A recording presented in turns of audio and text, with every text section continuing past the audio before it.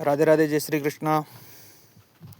अब इस वीडियो में अपन बात करेंगे, यदि आपकी जन्म पत्रिका में बुध और शनि एक ही भाव, एक ही राशि, एक ही स्थान पर आकर के बैठ जाते, मतलब कि युति कर लेते हैं, तो वह आपके जीवन में क्या प्रभाव उत्पन्न करेंगे। क्योंकि यह एक बड़ा, अत्यंत विस्तृत और शोधपूर्ण संदर्भ है। शास्त्रीय गहराई से अपन इस विषय को जानेंगे।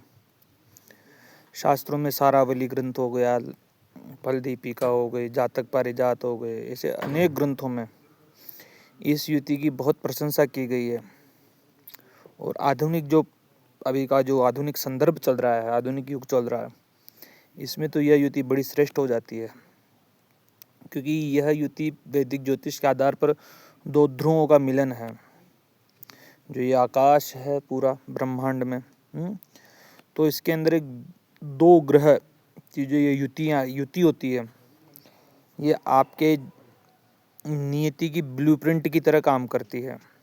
और जब हम बुध और सैटर्न, मतलब मरकरी और सैटर्न की युति की बात करते हैं, तो दो महान खगोलीय पिंड, एक तो राजकुमार के नाम से जाना जाता है मरकरी, और एक सैटर्न जो न्यायाधीश है, जज है, स्थिरता है। राजकुमार एक चंचलता है, उसमें बड़ा चंचलत्व है, सूचना है। लेकिन वही शनि आपका अनुभव है, अनुभवजन्य ज्ञान। दर्शन में भी आता है, अनुभवजन्य ज्ञानम प्रत्यक्ष ज्ञानम। प्रत्यक्ष ज्ञान का प्रमाण है अनुभवजन्य ज्ञान जो हो, वह क्या है? प्रत्यक्ष है।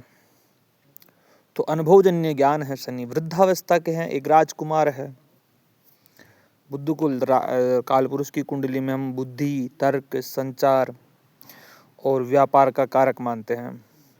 वही हम शनि के संबंध में बात करें तो वह दशम भाव के स्वामी बनते हैं, लाभ भाव के स्वामी बनते हैं। तो कर्म के कारक है, काल के हैं, अनुशासन सिखाते हैं, श्रम भी करवाते। कर्म जो हो गया श्रम, न्याय के प्रिय है शनि।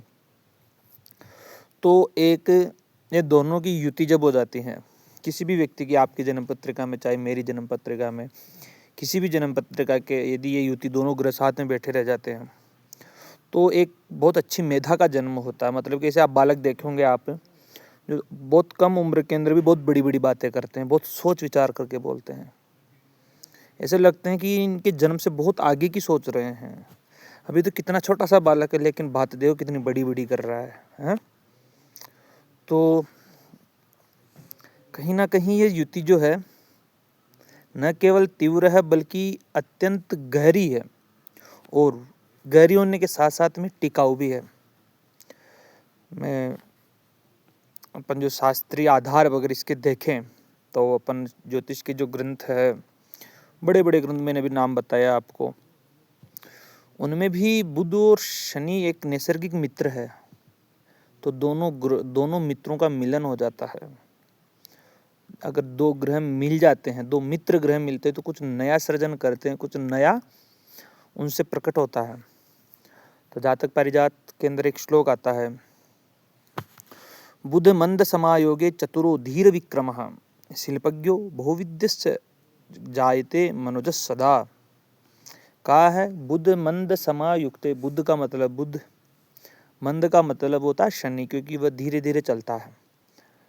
उसकी गति जो है बड़ी 2.5 साल ले लेता है वो एक राशि में परिभ्रमण के लिए।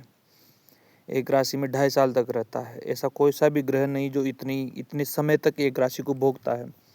शनि है, इसलिए वह धीरे चलने वाला सबसे ग्रह, इसलिए उसका नाम क्या है? तो मंद। और शनि का मतलब भी यही है, शनैश्चर। शनैश्चर भी नाम है। शनि का मतलब धीरे धीरे, शनि शनि चलती। तो शनि का मतलब होता है धीरे धीरे, तभी उसका नाम शनि भी पड़ा है, धीरे चलने वाला। तो कहते चतुरो धीर विक्रम, बड़ा चतुर होता है, सोच समझ करके काम करने वाला होता है। धीर विक्रम, बड़ा धैर्यवान रहता है। परिणाम की जल्दी आकांक्षा नहीं रहती इस व्यक्ति को, समय लेता है, सोचता है, परिणाम कब मिलेगा वो नहीं सोचता, वो करता रहता, धीरे धीरे अपने कार्य में संलग्न रहता है। लेकिन परिणाम कब प्राप्त होंगे उसकी चिंता नहीं है। कर्मण्येवाधिकारस्ते मा फलेषु कदाचन, यही सूत्र उसके अपने जीवन में उतार लेता है। विक्रमः, विक्रम अच्छी स्थिति में, धीर विक्रम। शिल्पज्ञो बहुविद्यस्य, शिल्पज्ञ उसको कहते हैं जो इंजीनियरिंग का काम करते हैं, कुछ ना कुछ निर्माण करते, पत्थरों का काम करते हैं। आज के युग में कैसे तो बिल्डिंग बनाना, बड़े बड़े ब्रिज बनाना, आर्किटेक्ट हो गए, तो इसको अपन शिल्पज्ञ कह सकते हैं। जो भी निर्माण जो चल रहा है, निर्माण का कार्य कुछ भी हो सकता है जीवन में, प्रत्येक कोई ना कोई व्यक्ति निर्माण करता रहता है। जो निर्माण करता है और जो अच्छा इनोवेशन कर सकता है वही शिल्पज्ञ है आज के युग में। तो इन अपन डायरेक्ट सकते, चाहे वो सोशल मीडिया से संबंधित वीडियो निर्माण करना हो गया, चाहे कुछ भी निर्माण करना हो गया, कोडिंग वगैरह गणित के जो काम होते हैं, ऐसे व्यक्ति ज़्यादातर कोडिंग का अच्छा काम कर सकते हैं, कंप्यूटर का मैनेजमेंट का काम कर सकते हैं। तो क्या शिल्पज्ञ बहुविद्यश्च, बहुत भाषाओं का जानकार होगा, बहुत चीज़ें उस व्यक्ति को आएगी।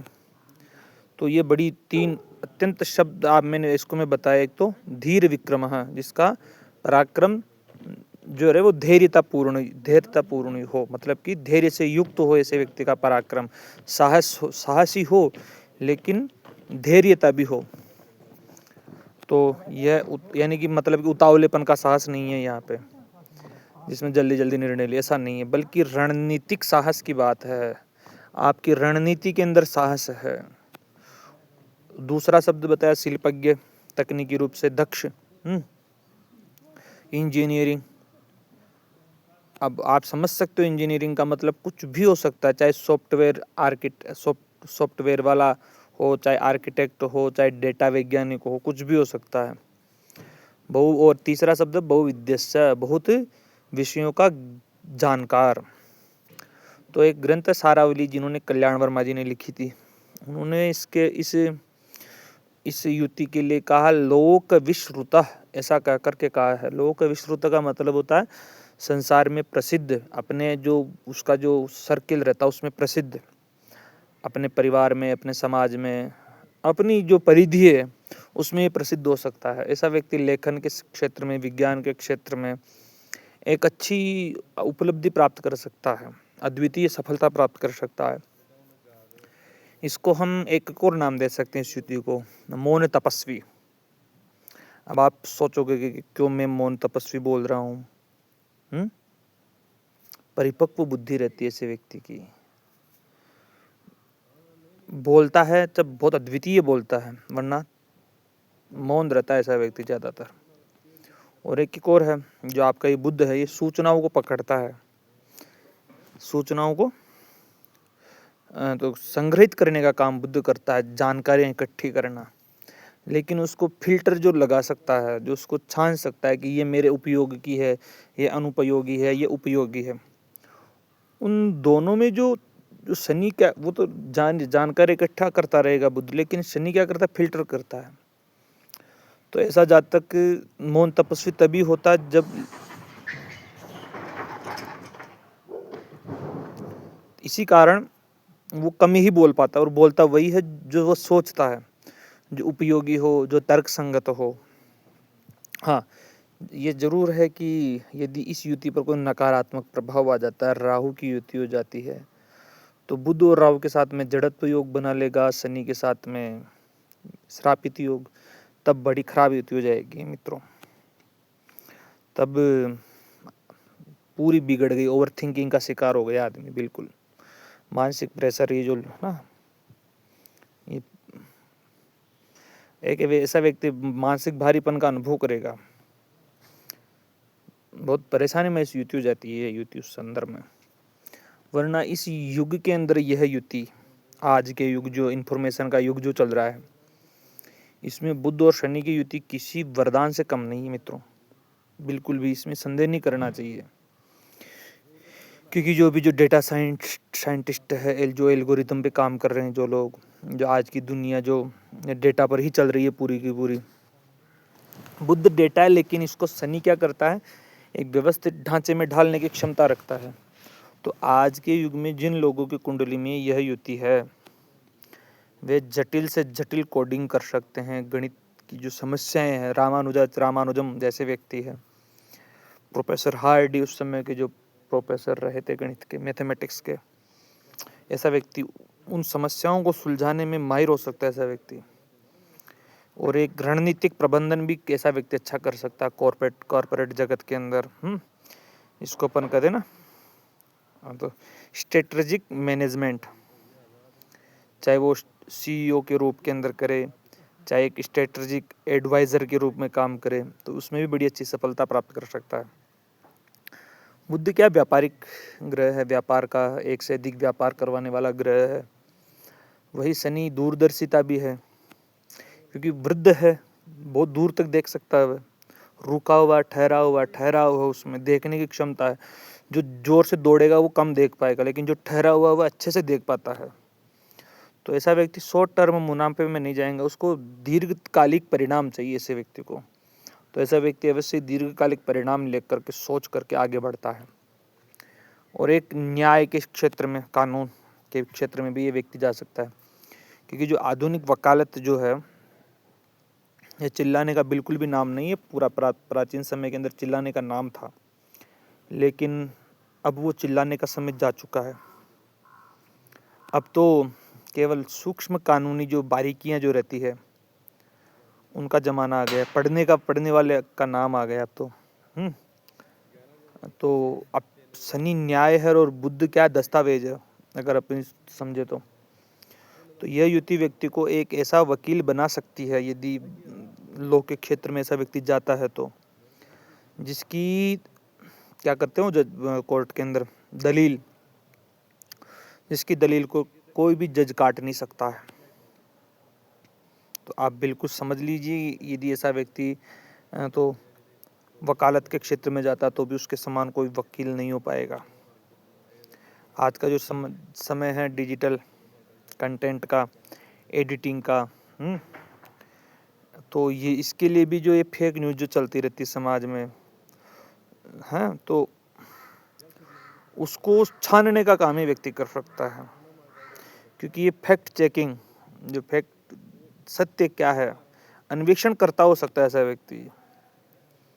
तो ज़्यादातर जो ऐसे पत्रकार जो होते हैं ना, जो फैक्ट चेक करते हैं, जो अच्छी खबरें दिखाते हैं, जो कुछ यानी कि तामझाम उनको पसंद नहीं है, सत्य से दूर रहते हैं, जो है वास्तविक स्थिति को प्रदर्शित करते हैं, उनके लिए भी यह तथ्यात्मक पत्रकारिता का भी एक योग निकल करके आता है। हाँ, ये जरूर हो सकता है कि किस भाव में ये युति बन रही है उसके अनुसार ऐसा व्यक्ति अपने आप को परिवर्तन कर लेता है। जैसे लग्न में ये युति बने तो उसका व्यक्तित्व जो है बड़े गंभीर व्यक्तित्व का हो सकता है, क्योंकि आप स्वयं हो लग्न। देहम रूपंच ज्ञानंच वर्णंच बलाबलम सुखम दुखम भयंच व लग्न भावा निरीक्षेत।